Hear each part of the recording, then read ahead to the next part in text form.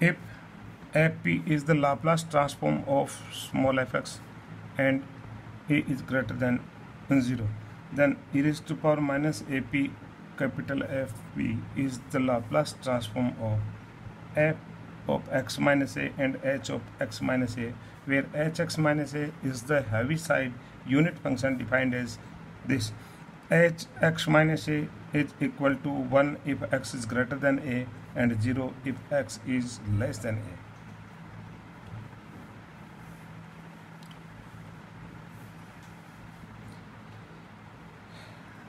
Solution: Laplace transform of fx minus a into hx minus a, this is equal to 0 to infinite integration e raised to power minus px f of x minus a h of x minus a dx. Laplace transform की definition से हमने इसकी मान इसका रख दिया कि Laplace transform F X minus A into H X minus A का होगा 0 to infinite E raise to power minus P X F X minus A into H X minus A. अब H X minus A X is less than A पर 0 हो रहा है इसका मान, और एक्स इज ग्रेटर देन ए के ऊपर इसका मान 1 हो रहा है. इसलिए इस इंटीग्रेशन को हम दो टुकड़ों में तोड़ेंगे. इसकी जो लिमिट है, एक तो 0 टू ए और दूसरी ए टू इन्फाइनाइट.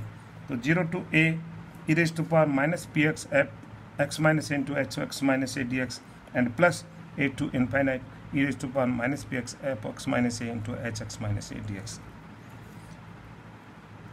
पहले इंटीग्रल में x minus A H X minus A की वैल्यू 0 होगी क्योंकि x की वैल्यू लेस देन ए है, 0 टू ए है, और इसलिए, और दूसरे इंटीग्रेशन में इसकी वैल्यू h की वैल्यू 1 होगी. इसलिए दोनों की वैल्यू हैविसाइड जो फंक्शन दे रखी है इसकी वैल्यू हमने पुट कर दी. पुट करने पर देखा कि इंटीग्रेशन हमें ये मिला A to infinite E raise to power minus P X F of X minus A D X. And now put X minus A equal to T then D X equal to D T. और limits जो हैं, जब x की value a देंगे t की value 0 आ जाएगी, जब x की वैल्यू इन्फाइनाइट होगी तो t की वैल्यू भी इन्फाइनाइट होगी. तो इंटीग्रेशन की लिमिट a टू इन्फाइनाइट की बजाय 0 टू इन्फाइनाइट हो जाएगी. और जब x की जगह हम x माइनस ए बराबर t लेंगे तो x बराबर a प्लस टी होगा. तो ई raise to power minus P into A plus T और एफ टी और D T. This equal to E raise, दो टुकड़े में तोड़ दिया इसको, E raise to power minus A P और E raise to power minus P T. E raise to power minus A P constant है, उधर पीछे चला गया, इंटीग्रेशन के बाहर चला गया क्योंकि इंटीग्रेशन डी टी की टी के सापेक्ष है, और इसलिए 0 to infinite E raise to power minus P T F T D T. और इसका मान ये Laplace transform of F T है, एफ एक्स है.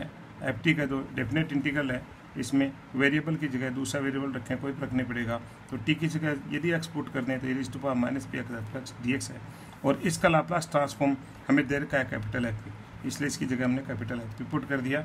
यानी हैविसाइड फंक्शन जो दे रखी है, इसको यदि हम किसी फंक्शन एफ एक्स का यदि लाप्लास ट्रांसफॉर्म दे रखा है तो F of X minus A से मल्टीप्लाई कर दें तो उसका Laplace transform E raise to power minus A P और कैपिटल एफ पी होता है. दूसरा एग्जाम्पल देखिए. Find the Laplace transform of the following functions A X plus 2 whole square into E X E की पावर एक्स और b E raise to power minus 2x into cos square X. Solve करते हैं इसको.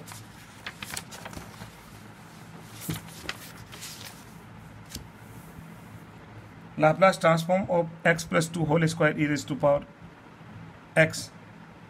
इसका Laplace transform solve करने के लिए e raise to power x को एक बार हटा देते हैं अपन, और x प्लस 2 होल स्क्वायर का ही लाप्लास ट्रांसफॉर्म अपन करते हैं.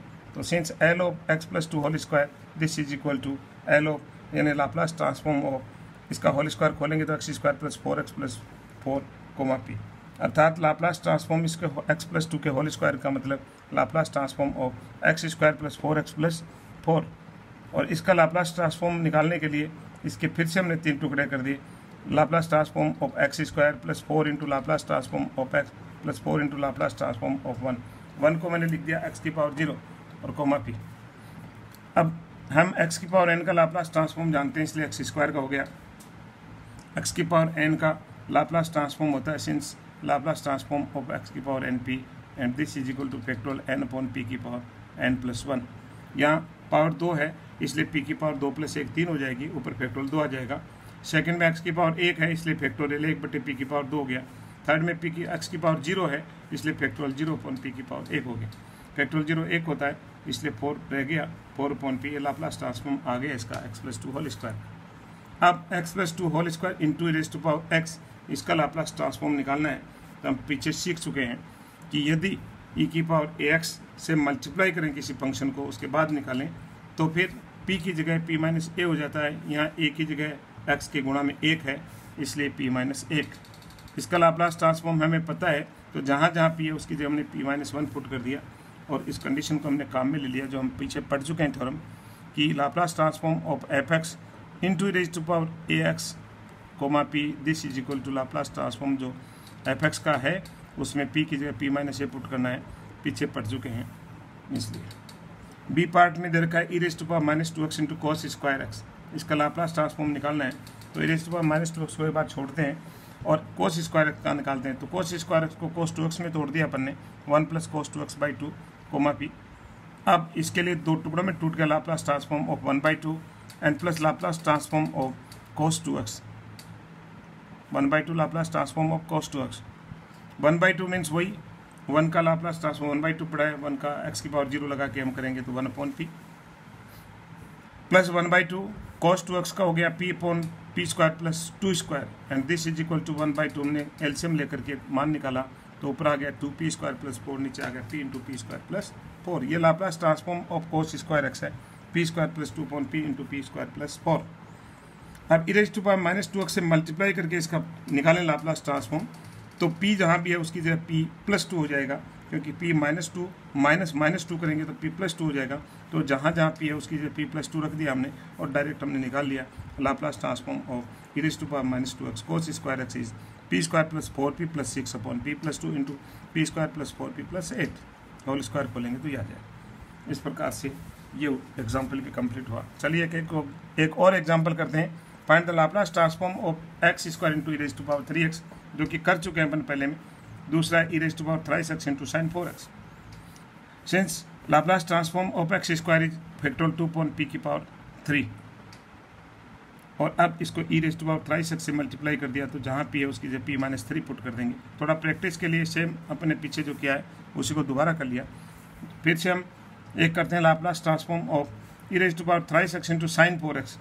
Laplace transform of sin 4x is 4/p² plus 16। हम पढ़ चुके हैं Laplace transform of sin ax and this is equal to a/p² and plus a²। यहाँ a की जगह 4 है और इसलिए हमारे पास आ गया 4/p² प्लस 16। अब e⁻3x से मल्टीप्लाई करके जब निकालें तो p की जगह p-3 हो जाएगा और इसी में हमने पुट करके इसका मान निकाल दिया। एक और क्वेश्चन करते हैं अपन, एक और एग्जांपल करते हैं। If the Laplace transform of ft function of t p is equal to capital F and r is greater than 0, prove that r⁻t Laplace transform of r⁻t into f of at। इसका हमें Laplace transform निकालना है और सिद्ध करना है कि इसका लाप्लास ट्रांसफॉर्म आएगा 1/a capital F of p minus log of r/a। तो जिसका लाप्लास ट्रांसफॉर्म निकालना है r⁻t into f of at का निकालना है, तो हमने लाप्लास ट्रांसफॉर्म ऑफ दिस बराबर डेफिनेशन से आ गया 0 to infinity e⁻pt into r⁻t और f ऑफ at dt। अब इस r⁻t को हमने e और log दोनों लगा दिए, e⁻log ऑफ r⁻t लिख दिया, e और log निरस्त हो जाते हैं इसलिए इसको ऐसा लिख दिया। और अब ये जो पावर है ये log के पीछे गुणा में आ जाएगी और जब गुणा में आएगी t log r हो जाएगा और इधर -pt है, e की दोनों पावर सेम कर दें, जोड़ दें ऊपर, तो हमारे पास ये रिजल्ट आएगा -p minus log of r into t और f ऑफ at dt। इसको मैं एक बार कैपिटल P मान लूँ, कॉन्स्टेंट है, कैपिटल P मान लिया मैंने, r कॉन्स्टेंट है and r is greater than 0 है, दिस इज -pt। तो e⁻−pt f ऑफ at और dt। और इसका लाप्लास ट्रांसफॉर्म हम जानते हैं कितना होता है 1/a capital F of p/a। यदि स्मॉल f फंक्शन का Laplace transform capital F p में आ रहा है तो फिर यहाँ 80 होने के कारण से a से डिवाइड हो जाएगा, बाहर भी 1/a और यहाँ p/a। और अब कैपिटल P का वापस मान पुट कर दिया तो 1/a capital F of p minus log r/a।